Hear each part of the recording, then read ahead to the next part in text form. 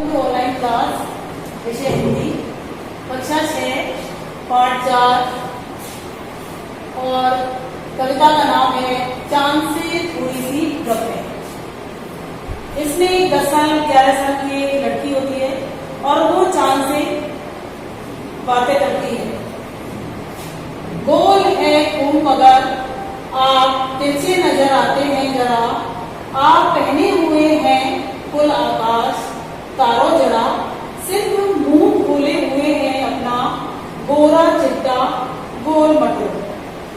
उसमें वो लड़की कहती है कि गोल है खून मगर आप पूरे गोल मटोल हो। चांद से बातें करती है और कहती है कि आप खूब गोल मटोल हो और आप हमेशा मुझे तिरछे नजर आते हो। आप पहने हुए हो कुल आकाश और आप आकाश रूपी ड्रेस को आप ओढ़े हुए हो, पहने हुए हो और उसमें तारे लगे हुए हैं। तारों से वो जड़ा हुआ है। जिस तरह से हम कोई ड्रेस पहनते हैं और उसमें अलग अलग तरह के बीड्स वगैरह लगे होते हैं, उस तरह से ही वो चांद हमको दिखाई दे रहा है। वो कहती है और सिर्फ मुंह खोले हुए हैं अपना, और आपके उस आसमान में से तारे जड़े हुए हैं, सिर्फ आपका एक जो चेहरा है गोल, बस सिर्फ वो ही दिखाई देता है, गोरा चिट्टा गोल मटोल, और वो बहुत ही सुंदर और गोरा चिट्टा लगता है। अब आप पेज नंबर 24 निकालो। गोल मटोल चांद है और अपनी पोशाक को फैलाए हुए आप कुछ तिरछे नजर आते हैं जाने कैसे, खूब है गोकी वह जीव वहां, और हमको वो तो ही निराश समझा है, हम समझते ही नहीं जैसे कि आपको बीमारी है। आप घटते हैं तो घटते ही चले जाते हैं और बढ़ते हैं तो बस बढ़ते ही चले जाते हैं।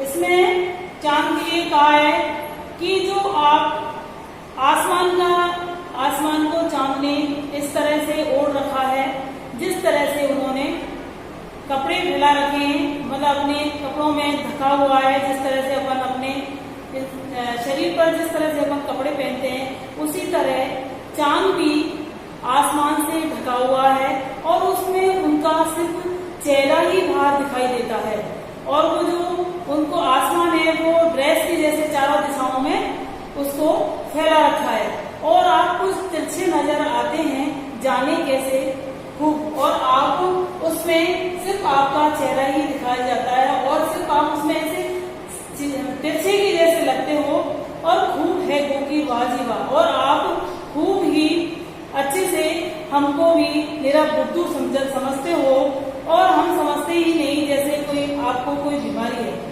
और आप हमको बहुत ही बुद्धू समझते हो जैसे हम कुछ जानते नहीं और हम कुछ समझते ही नहीं है। आप कभी घटते हो तो घटते ही चले जाते हो, और कभी बढ़ते हो तो बस बढ़ते ही चले जाते हो।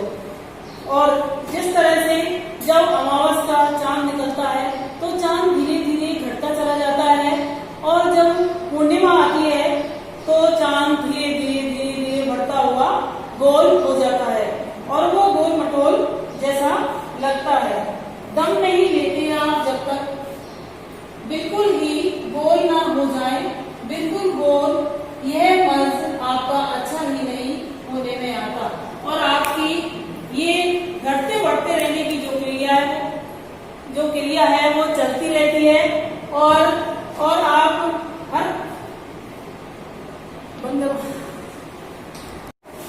दम नहीं लेते हैं जब तक बिल्कुल ही गोल ना हो जाए, बिल्कुल गोल, यह मर्ज आपका अच्छा ही नहीं होने में आता। आपकी जो ये क्रिया है वो चलती ही रहती है, और ये कभी कम या बंद होने में नहीं होती है। दम नहीं लेते हो आप, और आप घटते बढ़ते रहते हो। जब पूनम का चांद निकलता है तो वो पूरा गोल होता है, और जब वो अमावस आती है तो वो धीरे धीरे चांद घटता जाता है, और उसके बाद में अमावस आती है जब तक पूरा चांद गायब हो जाता है और बिल्कुल अंधेरा होता है।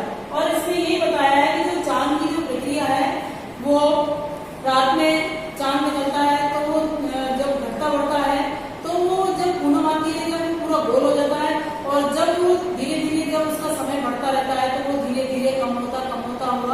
जाता है, और जब जैसे ही अमावस आती है तो अमावस के बाद वो पूरा छिप जाता है और वो दिखाई नहीं देता है आसमान में।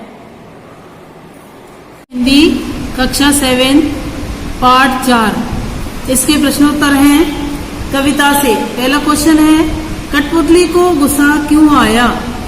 इसका उत्तर है, कठपुतली को गुस्सा इसलिए आया क्योंकि उसे सदैव दूसरों के इशारों पर नाचना पड़ता है और वह सदैव लंबे अरसे से धागे में बंधी है और वह अपने पांवों पर खड़ी होकर आत्मनिर्भर बनना चाहती है और धागे में बंधना उसे पराधीनता लगता है, इसलिए उसे गुस्सा आता है। क्वेश्चन नंबर 2, कठपुतली को अपने पांवों पर खड़ी होने की इच्छा है, लेकिन वह क्यों नहीं खड़ी होती है?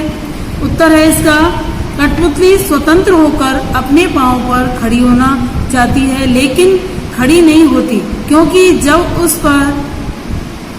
उस पर सभी कठपुतलियों की स्वतंत्रता की जिम्मेदारी आती है तो वह डर जाती है और उसे ऐसा लगता है कि कहीं उसका उठाया हुआ कदम सबको मुश्किल में ना डाल दे। क्वेश्चन नंबर 3, पहली कठपुतली की बात दूसरी कठपुतलियों को क्यों अच्छी लगी? उत्तर, पहली कठपुतली की बात दूसरी कठपुतलियों को बहुत अच्छी लगी क्योंकि वे भी स्वतंत्र होना चाहती थी। उसकी स्वतंत्रता की जो बात थी उन सबको अच्छी लगी, इसलिए वो उसकी बातों पर अमल करना चाहती थी, अपनी मनमर्जी के अनुसार चलना चाहती थी और पराधीन रहना किसी को पसंद नहीं है, यानी दूसरों के आश्रित रहना किसी को भी अच्छा नहीं लगता, और यही कारण था कि वह पहली कठपुतली की बात से सहमत थी। क्वेश्चन नंबर 4, पहली कठपुतली ने स्वयं कहा कि ये धागे क्यों हैं मेरे पीछे आगे, इन्हें तोड़ दो, मुझे मेरे पांव पर छोड़ दो। तो फिर वह चिंतित क्यों हुई कि ये कैसी इच्छा मेरे मन में जागी है, और नीचे दिए गए वाक्यों की सहायता से अपने विचार व्यक्त कीजिए। क्वेश्चन में पहला पॉइंट है, उसे दूसरी कठपुतली की जिम्मेदारी महसूस होने लगी। पॉइंट दूसरा है क्वेश्चन का, उसे शीघ्र स्वतंत्र होने की चिंता होने लगी। तीसरा पॉइंट है, वह स्वतंत्रता की इच्छा को साकार करने और स्वतंत्रता को हमेशा बनाए रखने के उपाय सोचने लगी। और चौथा पॉइंट है, वह डर गई क्योंकि उसकी उम्र कम थी। अब इसका उत्तर है कि पहली कठपुतली गुलामी का जीवन जीते जीते दुखी हो गई थी और धागों में बंधी कठपुतलियां दूसरों के इशारों पर नाचना ही अपना जीवन मानती हैं। लेकिन एक बार एक कठपुतली ने विद्रोह कर दिया और उसके मन में शीघ्र ही स्वतंत्रता होने की लालसा जागृत हुई। अतः उसने आजादी के लिए अपनी इच्छा जताई, लेकिन सारी कठपुतलियां उसके हाँ में हाँ मिलाने लगी और उनके नेतृत्व में विद्रोह के लिए तैयार होने लगी। लेकिन जब उसे अपने ऊपर दूसरी कठपुतलियों की जिम्मेदारी का एहसास हुआ तो वह बहुत डर गई। उसे लगा कि इन सब की जिम्मेदारी भी मेरे ऊपर आ जाएगी, और उसे लगा कि ना जाने स्वतंत्रता का जीवन कैसा होगा। पहली कठपुतली चिंतित होकर अपने फैसले के विषय में सोचने लगी। कविता के आगे क्वेश्चन नंबर 1, बहुत दिन हुए हमें अपने मन के छंद हुए। इस पंक्ति का अर्थ क्या हो सकता है, और अगले पृष्ठ पर दिए हुए वाक्यों की सहायता से सोचिए और अर्थ लिखिए। के बहुत दिन हो गए मन में कोई उमंग नहीं आई है, बहुत दिन हो गए मन के भीतर कविता सी कोई बात नहीं उठी जिसमें छंद हो, लय हो।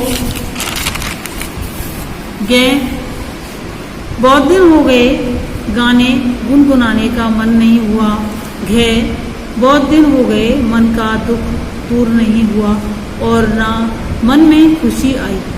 इसका उत्तर है, बहुत दिन हुए हमें अपने मन के छंद हुए। इसका यह अर्थ है कि बहुत दिन हो गए कि हम मन का दुख दूर नहीं हुआ, मतलब हम अपनी मन की इच्छा को हम जाहिर नहीं कर सके और हम अपनी इच्छा से जी नहीं सके। और ना मन में खुशी आई, और अर्थात कठपुतली परतंत्रता से अत्यधिक दुखी हो गई है। यानी जो दूसरों के आश्रित रहती है उसकी वजह से वो बहुत ज्यादा परेशान हो गई है, और उन्हें ऐसा लगता है कि जैसे वे अपने मन की चाह को जान ही नहीं पाती हैं, उनको अपनी इच्छा को वो भूल ही गई हैं, जैसे उनको कुछ पता ही नहीं है। पहली कठपुतली ने के कहने से उनके मन में आजादी की उमंग जाग उठी। क्वेश्चन नंबर 2, नीचे 2 स्वतंत्रता आंदोलन के वर्ष दिए गए हैं और इन दोनों आंदोलनों के दो स्वतंत्रता सेनानियों के नाम लिखिए।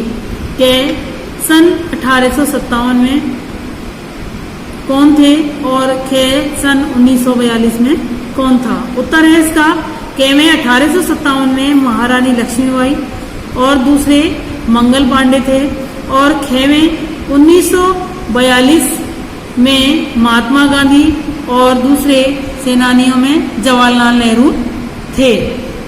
भाषा की बात का पहला क्वेश्चन है कि कई बार जब दो शब्द आपस में जुड़ते हैं तो उनके मूल रूप में परिवर्तन हो जाता है।